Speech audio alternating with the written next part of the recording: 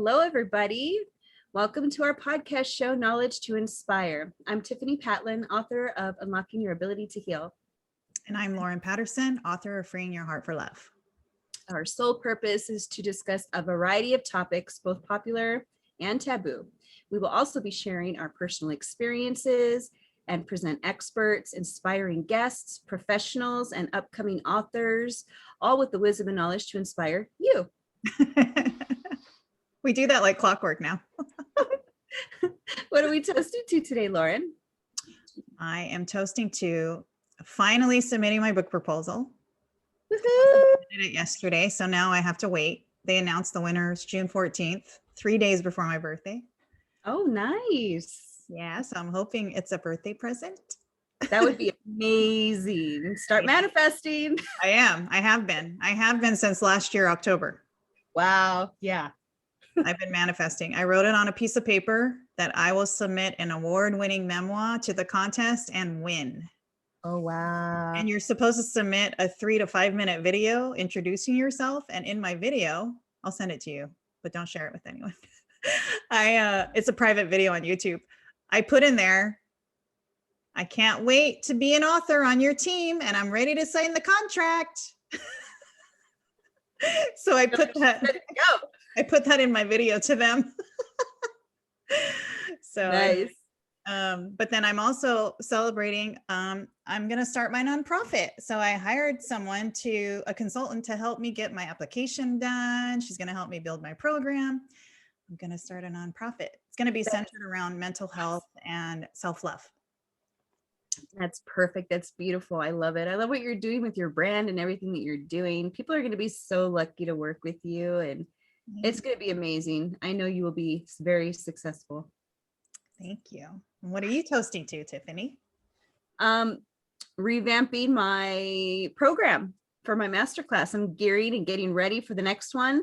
And I'm learning a lot. I'm just feeding my brain, which, I mean, that's always a good thing. I love learning, and knowledge is power.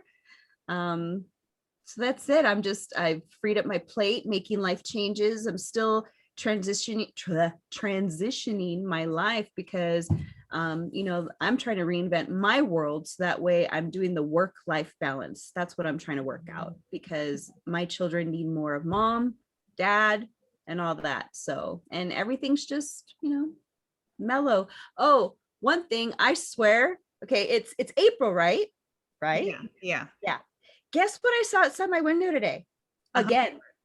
A hummingbird. Snow. Again.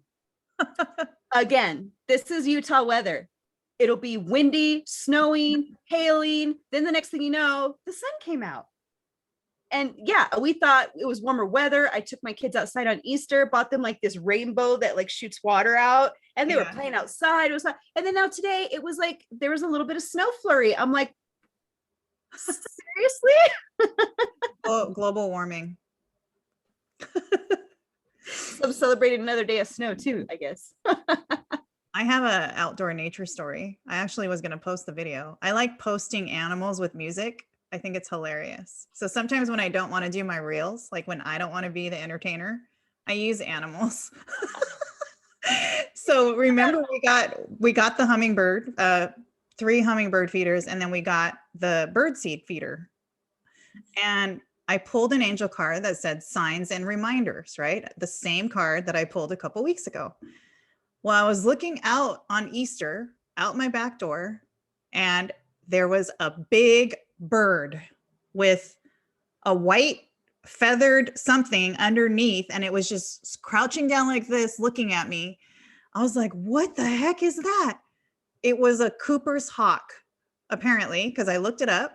Wow. I've never seen a hawk in my yard before, but I was obsessed with it that night, so I didn't sleep very much, but it had a white bird underneath and just picked it up and flew away. And I was like, oh my God, I almost threw up. I'm like, that hawk just killed a bird. So I was obsessed and I was looking it up. Apparently it's a Cooper's hawk because they tend to hang out by the bird feeders because they like songbirds, which is the seed that I got. Oh. So I was like, I just created a feeding ground for a hawk. Maybe you could find something that deters hawks. Good question, Tiffany. So that is the reason why I'm bringing it up, because I bought 2 owl deterrents, which I found it on the internet. I read an article of a guy and a lady that had the problem, and they got these fake owls. I ordered them on Amazon, $20.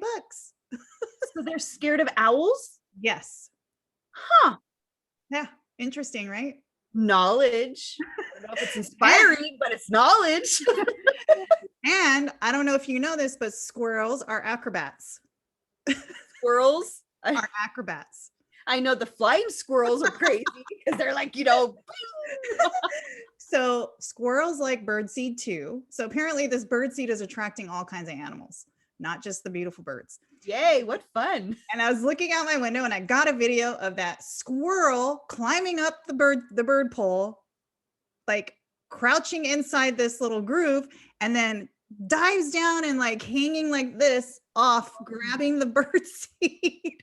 Wow. And I literally got a video of it, and I'm like, oh my God, that little sucker. He was hungry.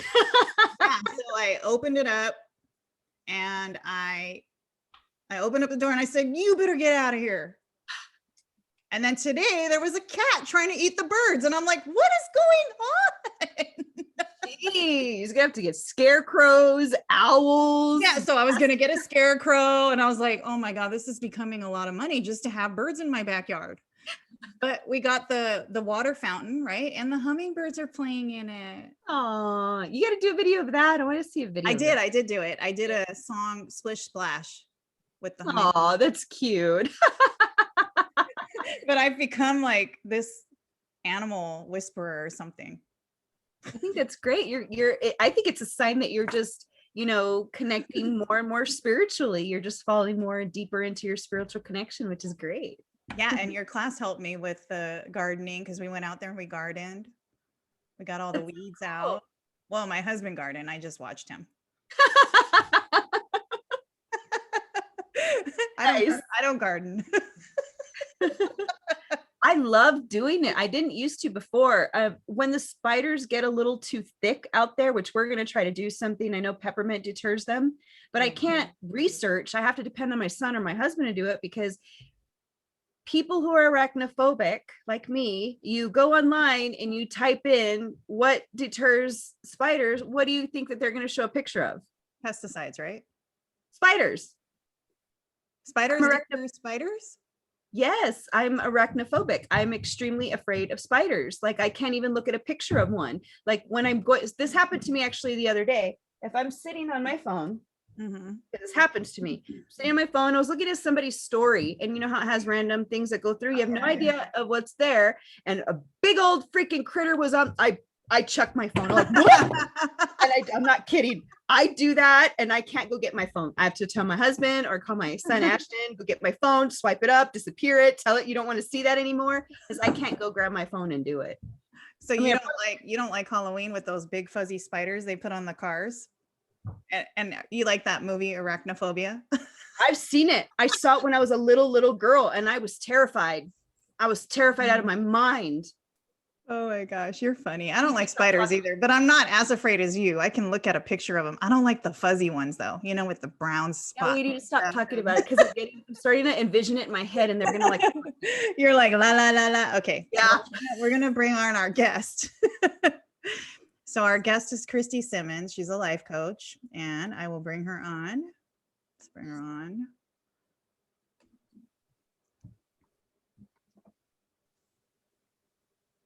Hi, Christy. Hi, how are you? Good. How are you? I'm fine, thanks. Welcome to the show. Well, thank you. Thanks. Good to see your smiling faces. Yeah, so I'm going to just read a little bit of your bio so that everybody can learn about you. And then we'll just jump into some questions for you. Okay, great. Okay, so Christy Simmons is a life coach. Your turn to shine. She comes from a performing arts background with an extended side trip into the real life role of a full-time caregiver. During her caregiving years, Christy first became aware of the coaching industry. She quickly realized she had a calling to become part of it. That launched her on a path of self-discovery and education that led her to become a certified life coach.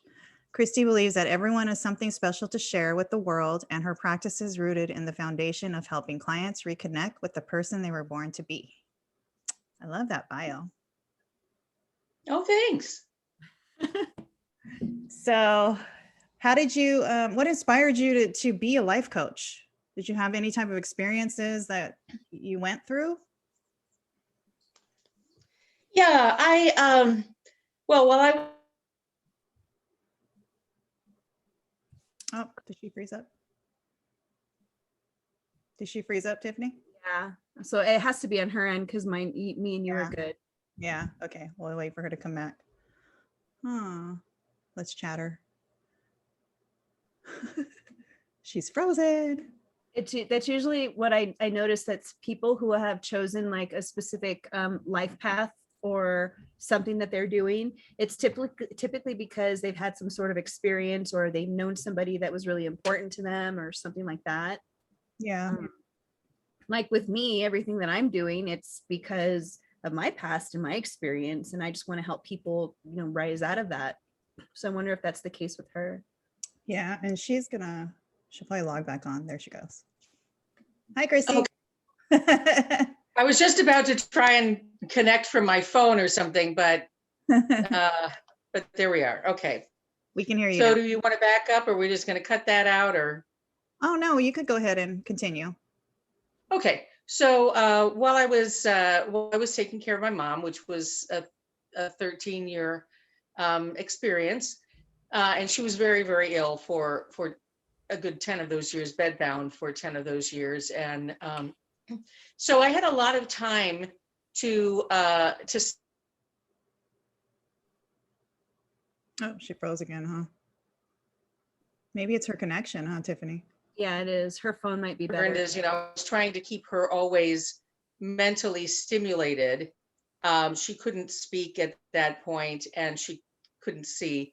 But I was trying to keep her mentally stimulated. Well, after you've been carrying on a one-sided conversation for a few years, you kind of, run out of stuff to say regularly. So I always had the TV on or something, or some music on and whatever. And I'm a night person. So I would be up way into the late hours of the night. That's when I did my heavy duty nursing with her. And then I would go to bed about 6 o'clock in the morning, get up at about noon. The rest of the world could have me for half their day. And then I could actually get things done after they were gone. And it was the middle of the night again. So there was a TV show that was on in the middle of the night where I live in St. Louis, Missouri, that was called Starting Over. And it was this was in the early days of reality TV.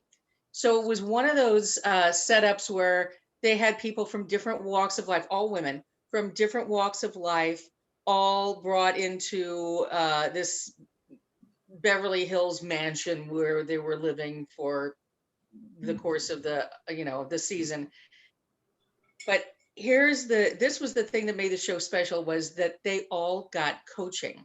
So these messed up, hot mess women brought into this fabulous mansion, all thrown together, and of course there's drama like crazy. And these two coaches came in and worked with them on a regular basis throughout the season. And we got to watch this coaching. One of the coaches was Ian Van Sant, pretty big deal. And the other is a woman named Rhonda Britton, who's also a great coach. And up to that point, I really hadn't heard much, if anything, about the coaching industry. It was still pretty new. The only coach I'd ever heard of was Tony Robbins. Mhm. And, I'm not that kind of rah-rah big group thing. Everybody's, chanting whatever they're not, no, that, but there is a lot of salesmanship to very big groups within the Tony Robbins organization. And I don't respond too well to that. But this stuff, I really actually could see how these women were learning something about themselves and about how they show up in the world, and how you show up in the world has a whole lot to do with how the world shows up for you, right? Mm-hmm. And how you fit into the world. And I would watch this thing 2 o'clock in the morning. every day and go, that's what I can do when I'm done being a caregiver. This is part of what this experience was here to teach me. And I bought some books on coaching, and my caregiving journey lasted longer than the TV show did, although it was on for a few seasons. And so, when my mom did pass away, I had to hit the ground running just to get a job and start making money again, because I hadn't been for a very long time. And I was coming back to it, having really um, sacrificed my top, probably typically top earning potential years. So I come back to the workplace after 13 years away. The internet was invented while I was gone from the workplace. This is how far behind my office skills were, my business skills were, and I just had to get a job that I could get, not being a young woman anymore, with this huge gap in my resume, and try not to starve to death, and keep a roof over my head. So we did that for a number of years, and then somewhere along the line, I was doing this crazy job where I was doing sales. You know, I mock Tony Robbins and his whole sales organization. I'm not a born salesperson. Not only am I not great to be in the audience of those things, I'm not a born salesperson at all. But I was doing this business to business sales job. And I went to a lot of meetings at a group called BNI, Business Networking International. And the whole idea there is you go, there is a membership, there's somebody from a lot of different industries, but no two members of the same branch who do the same thing, so they're not in competition. And visitors can come, and everybody introduces themselves. You have a chance to, exchange business cards. You get up and you do your little elevator pitch. This is what I do, and blah, blah, blah. And then you try to set up appointments with the members, set up appointments with the visitors, and not that you're selling to each other, but you are saying, okay, who's your ideal client? Because I'm out there in the world a lot, and if I meet somebody who says they want coaching, tell me about what you do. And I met this woman who was the president of one of the BNI chapters that I went to. I actually got to that meeting early. And so I was there before they opened up, early in the morning, on a Thursday morning. And I'm waiting in my car for people to show up. And I see this little red curly haired dynamo barreling down the sidewalk, 7 o'clock in the morning, just like this amazing amount of energy. And everybody wanted a piece of her. Like, everybody's like, Lisa, Lisa, Lisa, Lisa, Lisa, Lisa. And I thought, I have to know this woman. I have to know this woman. She was put in my path for a reason. Well, it turns out she was the president of that chapter, and she is a life coach. And we met. It was clear, like within 2 minutes, that we really hadn't met, because I was selling software protection for her business. We met because we were meant to meet, because she was meant to be my coach and teach me how to be a coach. And that is exactly what happened. And I've been certified now for a number of years, and she's the one who trained me. I've trained, of course, with other coaches too. Coaches get coaching as well once they're coaches.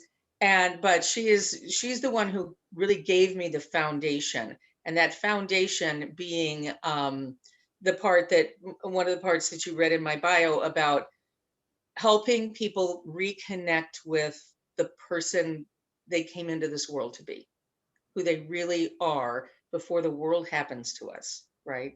The world happens to you, but you come in to the world as a perfect 10, and you have already qualities and gifts and talents and understanding, capacity to understand, that make you unique from everyone else. And then you start getting beaten up by the world, and you start putting on armor, and eventually a lot of people lose themselves, and they just lose track of who they were, who they were when they were born, who they were meant to be. And if you can reconnect those dots, it makes a huge amount of difference in just how people start showing up in the world. And as I said, when you start showing up in the world in your true and authentic way, the world responds to you in a very true and authentic way as well. So that's how I got into coaching. That That's is a beautiful story. Oh, thank you. Thanks. We said the same thing, Tiffany. That's funny. Yeah, it was. I mean, like, I love the part where you said that you didn't go there to meet her because you were in sales. You guys were meant to be, like, it was a divine appointment that was, it's bigger than you, right? Absolutely. Yes. Yeah. And I knew it the second I saw her. The Mm. second I saw her. Yeah. That's kind It of was how me great. and Tiffany connected. When I saw Tiffany, we both started messaging each other right away. Really? Yeah, We've never met, but we're really good friends. No kidding. Okay. Are you not even in the same city then? No, she's in Utah. I'm in California. we send each other stuff. Yeah, Wow. we're spiritually connected. Wow. It's funny. I have a client who right now is getting coaching from me and learning to be a coach from my coach, Lisa. Oh, wow. And she and I met. She was doing her own podcast, and I was a guest, and it was just click like that, And again, she was in Nevada, I think, at the time, and I'm in Missouri, and it doesn't matter when your paths are supposed to intersect, they do. Mm-hmm. Yeah. It just is what it is. And now with technology, you really can be best friends and never have been in the Yeah. same city. I mean, it does suck because I wish I could go hang out with her, Yeah. Sure, but you out. couldn't have in the last year anyway, so it's not like you're missing too much that way. I did want to ask you, would you, because I'm getting the vibe that you're intuitive, would you say that you're highly intuitive? I would, yeah. Yeah. And I always have been. And again, just sitting quietly for 12 years or 13 years, gives you an awful lot of time to tap into those things. And to I am a spiritual person, and I actually am also religious person. I was raised with a religious background, not overbearingly religious background, but certainly with the foundation of faith. And so to me, what has many names I call God, but so I say that when I was taking care of my mom, I had a lot of time to listen to God, and God certainly whispered to my heart a whole lot throughout that journey and since. But even before, there were things that I don't know. They're just things that even as a child, that some intuitives anyway, that you can just pick up on energies and things from other people and really see to the core of someone in a way that I guess a lot of people can't. But I really think more than us having an extraordinary gift, I think it is just that, again, the world hasn't beaten it out of us. Whereas with a lot of kids, they're taught to ignore those things. Don't pay attention to that. That's just foolish childhood imagination or whatever. Or you'll never make a living doing that. Or, whatever. Yeah. So we're trying to be practical and adult and not listen to that part of our being. Yeah. Yeah, I know what you're talking about because I was raised a Catholic, so I'm Buddhist now. I practice Nichiren Buddhism, but if my parents found out what I was doing, they'd be like, "What are you doing? Like you're not supposed to do that." So Yeah. it's right. You get like I'm even connecting with the angelic realm now, and I love it. Like my messages from my angels are coming to me, and I realized like my entire life, I had a guardian angel next to me the whole time. The Wow. whole time, and I was sad. I thought I was alone, but there was somebody with me the whole time. And I remember these moments of like where I had pain or I fell down or I hurt myself, but I didn't hurt myself so bad. And I truly Mhm. feel like I almost took my life too, but I feel like there was a guardian angel there to push me along so that I could do what I'm doing now, write my book and help people with self-love and mental health and become a light worker, because I didn't even know what a light worker was. I was like, Right, sure. what's that? You do carry a light bulb around your head or, like I have no idea. Why not Right, explain it right. to everybody else? Because Yeah. maybe our watchers don't know. Educate them. What's a light worker? Yeah. What is a light worker? Oh, well, for me, a light worker is someone who is helping people to make their world better and make the world better by sort of channeling, I guess, channeling the light of the divine through their own experience. That, Sometimes it's as a recipient when you're a little girl and you don't know, that yes, you skinned both knees, but if not for your guardian angel, you would have been, under the wheels of a car that a half a block away would have run over you if you hadn't tripped and skinned your knees first, Mm-hmm. keeping you from that, right? Mhm. And then as you maybe mature in your closeness to the divine, then being able to be the one who is helping people to understand that the the world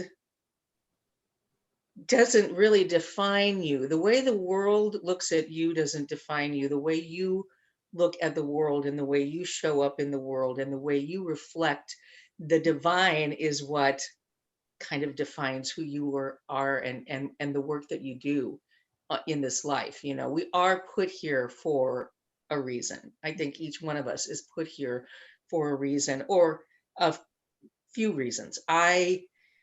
My background is in theater. The very, very first sentence I actually remember saying was, "I am an actress." And I was like 3 years old, right?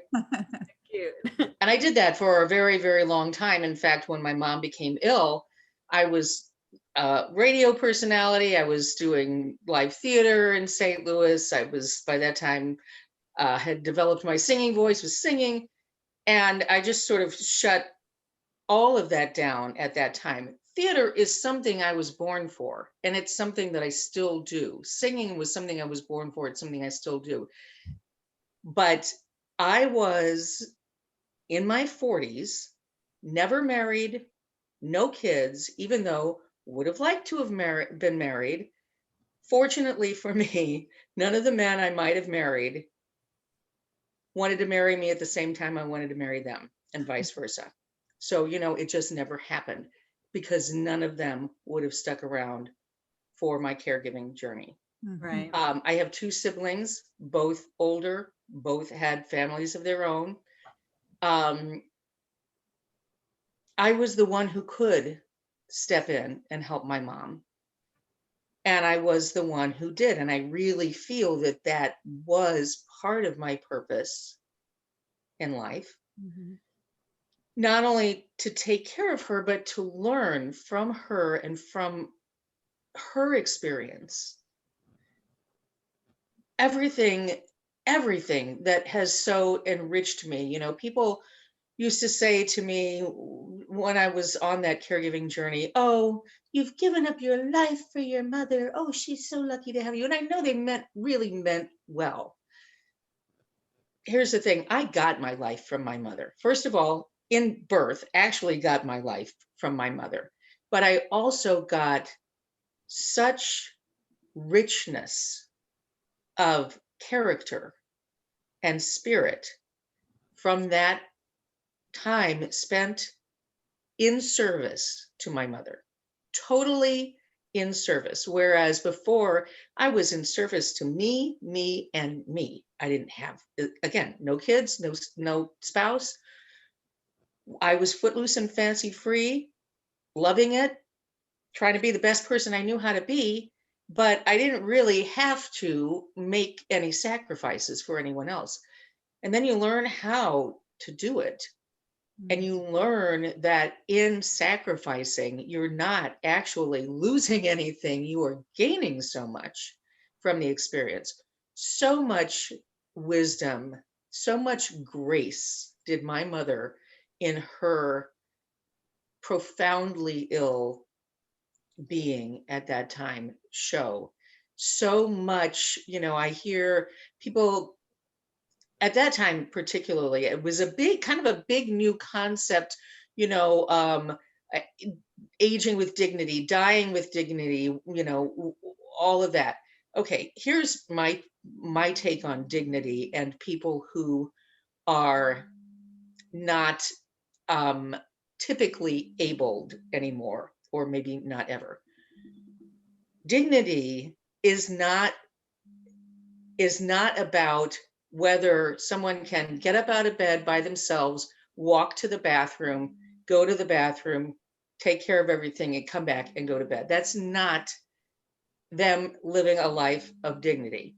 Living a life of dignity is being 100% helpless and being treated with respect, being treated as someone precious, sacred, and worthy of the care that someone else has to give.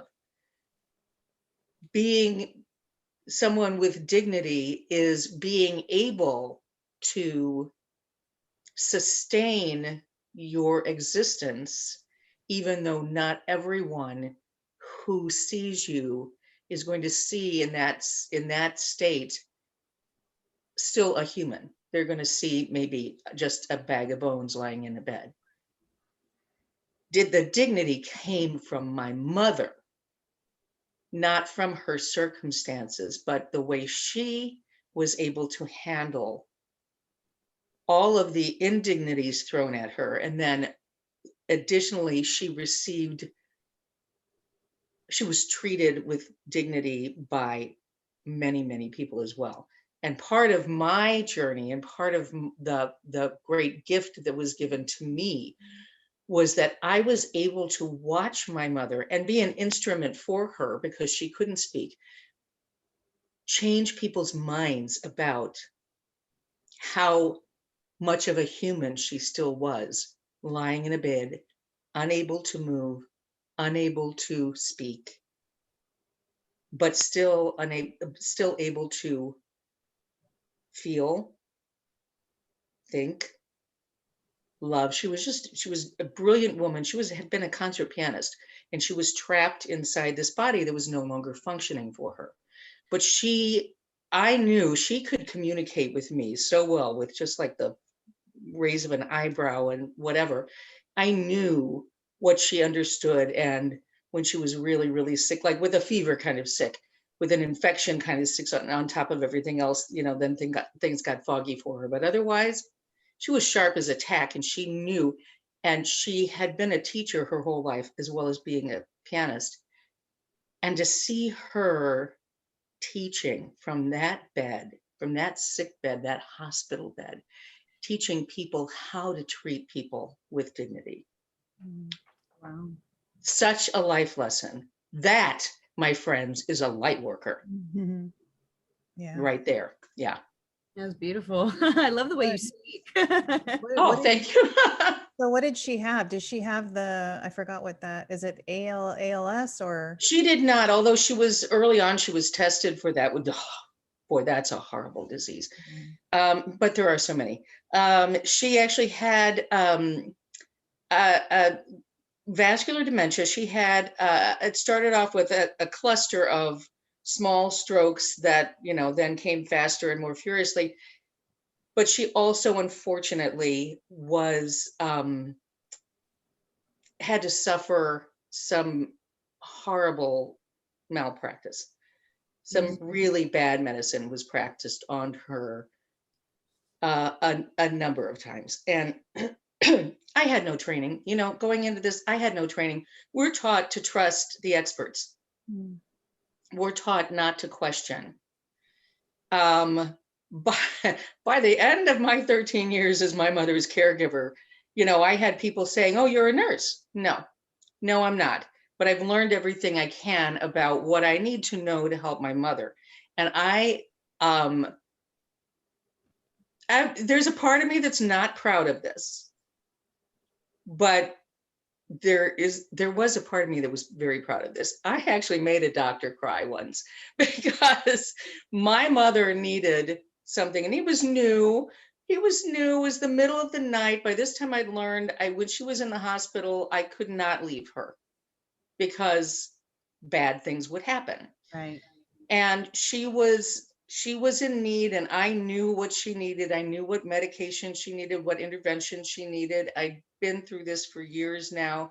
The chief of staff at this hospital was so great, and always basically said, whatever Christy says, give it to her mom. If I'm not here, you don't have to check with me. Whatever Christy says, that's it. Well, this guy, new doctor at the hospital, had the overnight shift, which is where the newbies get stuck, and he didn't have the best bedside manner. And I had been trying to get a doctor to that room for hours and hours and hours because my mother's condition was going south. And I knew it, and I knew that it was something that could be turned around pretty easily. And finally, after asking, just bugging the heck out of the poor nurse at the desk, she finally got this doctor down, and he just didn't know. I mean, he just didn't know. So, but I didn't know he didn't know. So I'm telling him, this is what she needs. And he actually turned his back on me, walked out of the room muttering, "Well, we'll see." Okay, that's it. Nellie bar the door, as they used to say, my grandmother would say. I just right on his heels and went down there and got in his face with my finger and was shaking it at him and telling him that he was never going to be a good doctor until he learned to listen to the needs of his patients. Mm-hmm. And he stood there and he cried and he said, "I'm so sorry. I didn't realize I wasn't acknowledging you. This is, I'm new at this." And when I said, "We'll see," I was saying to myself, we'll see what the chief of staff had put in the notes. But he didn't communicate that. We kissed and made up. Everything was good. My mom got the care that she needed.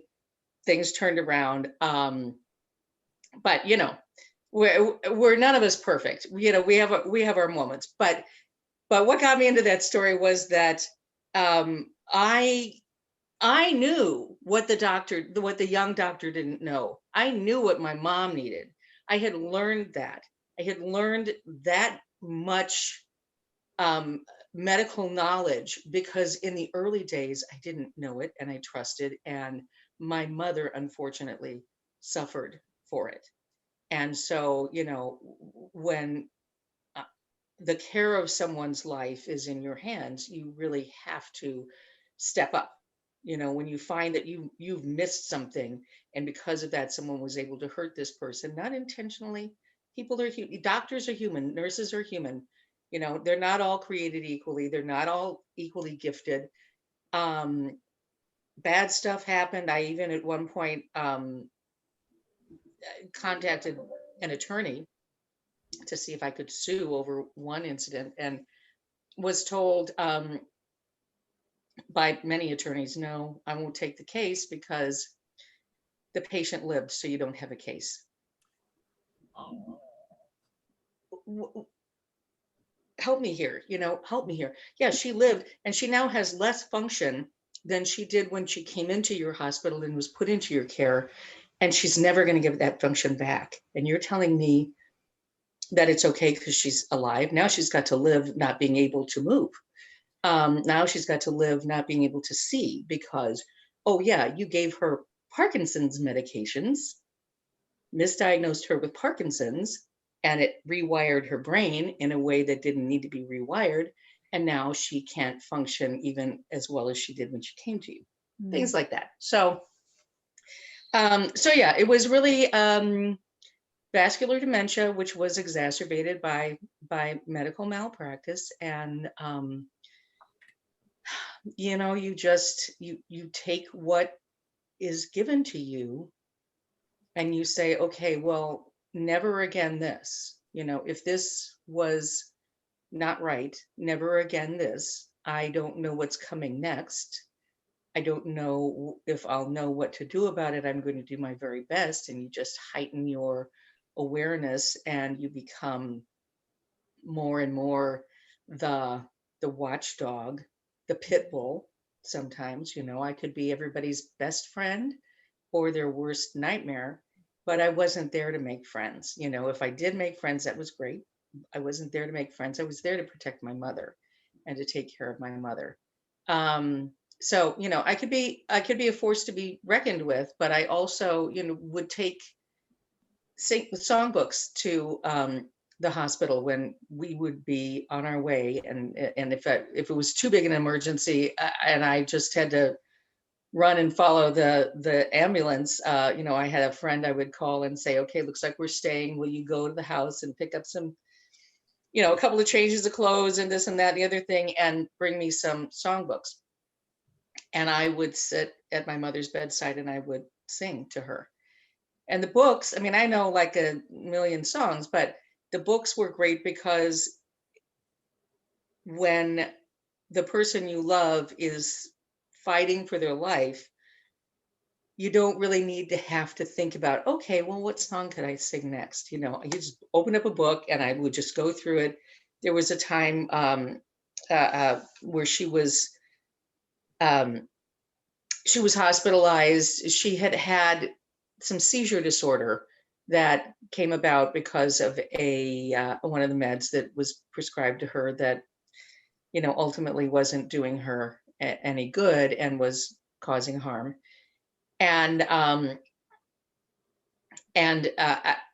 so she started what I thought was a seizure, and her lips were turning blue, and I called the paramedics and they took her to the hospital, and I had just given her all of her meds, and so she had a lot of fluid in her stomach, and when they put her flat, somehow that she had like a reflux thing, and so it came up and the fluid got into her lungs. I didn't know this at the time, and they got her to the ER, and a while later the nurse came out and said, your mother is actually drowning from this fluid in her lungs that came from her stomach. Do you give me permission to intubate her? And I said, if you can tell me she'll ever come off of it, yes. And she said, oh no, this is just emergency, temporary. We just need to get that fluid out of her lungs, then she's going to be fine. Okay, so I gave the permission to do that. And then a few hours later, we find out, oh no, that wasn't a seizure she was having. She was having a massive heart attack. And when all was said and done and the testing was done, she's now intubated, she's on life support, and they were giving her a 5% chance of survival from this heart attack. So now, guess what? I'm either stuck with, is today the day I decide to kill my mother and pull the life support away? Or is today the day I decide to be a monster in a different way and leave her on the life support and hope that she comes off of it? So with that knowledge, I moved into the ICU room with her and had my songbooks. And that's the first time I brought the books, and I just sang to her like 8 hours a day while she's on life support. Honestly, as much for myself as for her, because it kept me grounded. It kept me focused on something other than, if I'd known about the heart attack, I would not have said intubate her. I would have said let her go. That's what she would have wanted. But now we're here, and now we got to deal with this and what's going to happen next. So I would just sing. And at one point, a woman who was visiting her loved one in an adjoining room in the ICU, and these were great rooms. This was a great hospital, great ICU rooms with, doors with windows in the walls and whatever. And, you had a lot of privacy. This woman came and she kind of knocked at the door and I beckoned her in, she stuck her head in, she said, I just want to tell you, I hope they never ask you to stop singing while you're here, because, I'm down here with my mother and we're enjoying hearing the music so much. And I was trying to sing as quietly as I could, but it's healing, it's very healing. And later in that same hospitalization, she had been there for 20, 21 days, I guess, about 3 weeks. And they came to me and they asked me if it would be okay. They said, we have new patients coming in who are more emergent than your mom is. She's not ready to go out of ICU, but we need the big room for some of the more emergent patients. Would you mind if we moved her out of this room and just down and around the corner into not technically the ICU, but we have all of the monitoring set up for there, and it's smaller rooms, but it'll be the same kind of care. And I said, yeah, sure, that's fine. So they moved her and the ventilator and everything else. Well, because it was a smaller room, when they would come to bathe her and reposition her, whatever, I actually had to leave the room, which I usually didn't, but I had to leave the room because there just wasn't room for all of us. So I was sitting at a little chair that was positioned. The nurses had a chair between every two doorways, so they had two patients each. And I'm sitting at the chair, and the woman in the next room called out to me, and she said, how's your mom tonight? I said, I think she's doing better, thank you. And then this woman told me, I'm getting goosebumps already. This woman said, I have to tell you, when I first came in here to the hospital, I was in a coma. And I was in a coma for 3 days. And when I woke up, I told the nurses that when I was in the coma, I'd heard the most beautiful music. And they asked me what it sounded like. I said it was a woman singing, and they told me it was you. Mhm. Aw.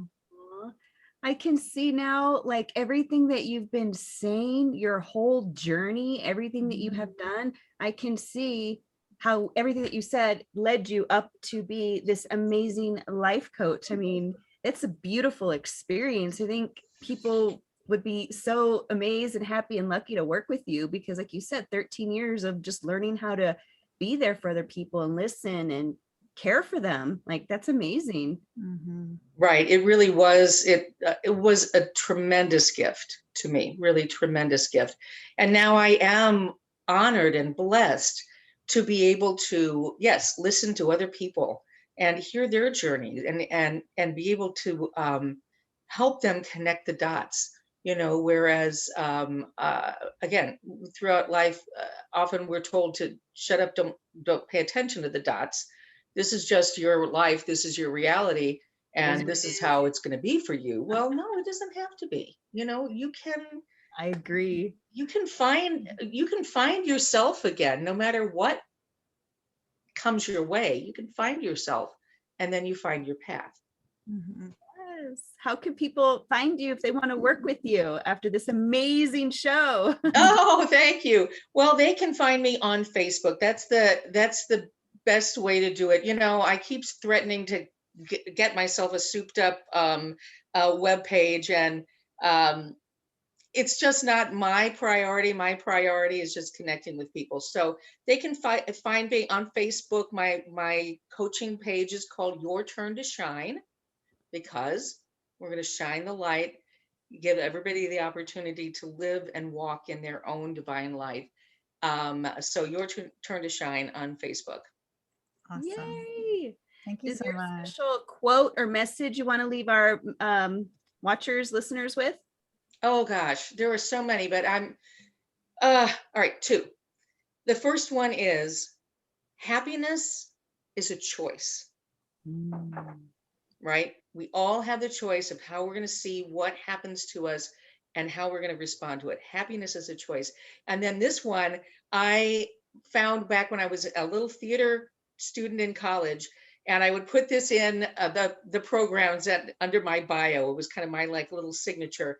And that was, if you keep a green bough in your heart, a singing bird will come.